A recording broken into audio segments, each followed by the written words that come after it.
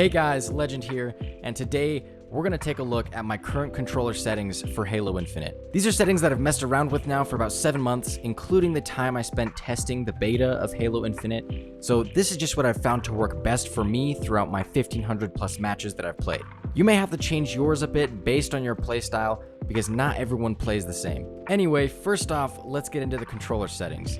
Now, a lot of you may want vibration off to help keep your aim more stable. However, I like to have it on so I can actually feel the weapon's shots and kickback, which I find helps me with my aim better than having it off. Next is my movement and aiming. So here, I have hold to crouch and hold to sprint off so I don't have to keep my finger on the button the entire time. I've maintained sprint off because I prefer to control sprint myself. That way the sprint animation doesn't get in the way of my aiming if someone unexpectedly attacks me. I have auto clamber off because there's instances where I don't want to clamber and it'll put me out of cover and end up killing me, so I prefer to clamber manually when needed.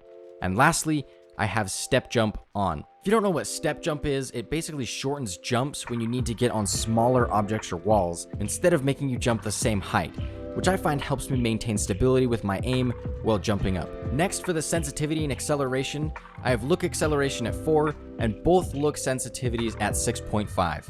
Some people may like a higher sensitivity. However, it's easiest to take advantage of aim assist when you have a lower sensitivity, so I put it at a fair 6.5. My zoom sensitivity is standard, so no changes there. Now this is probably where people will disagree with me the most, and that's the dead zones.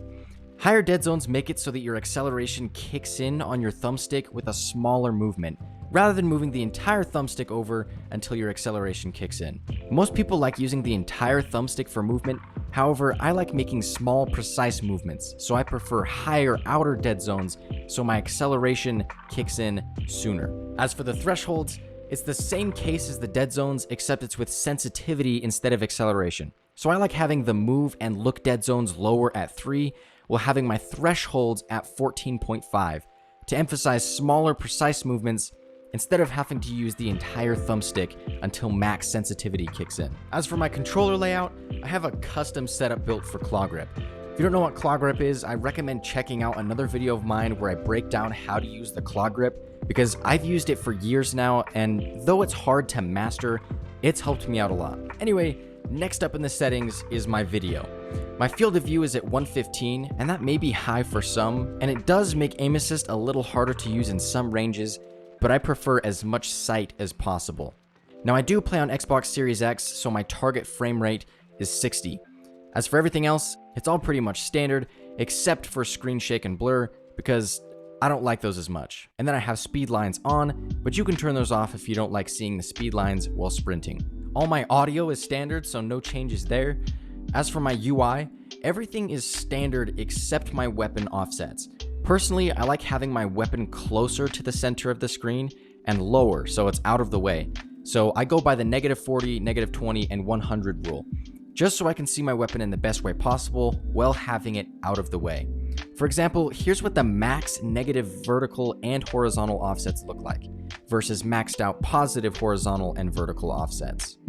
The only difference with the 20-40-100 rule of mine is my heavy category, because the weapons are bigger and need to be moved out of the way much more.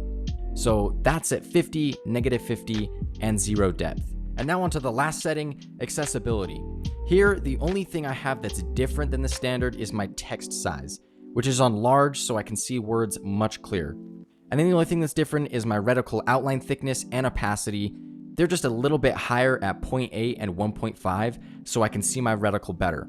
For example, here's a comparison of low thickness and opacity versus high thickness and opacity on the reticle. And that, ladies and gentlemen, is my complete settings layout.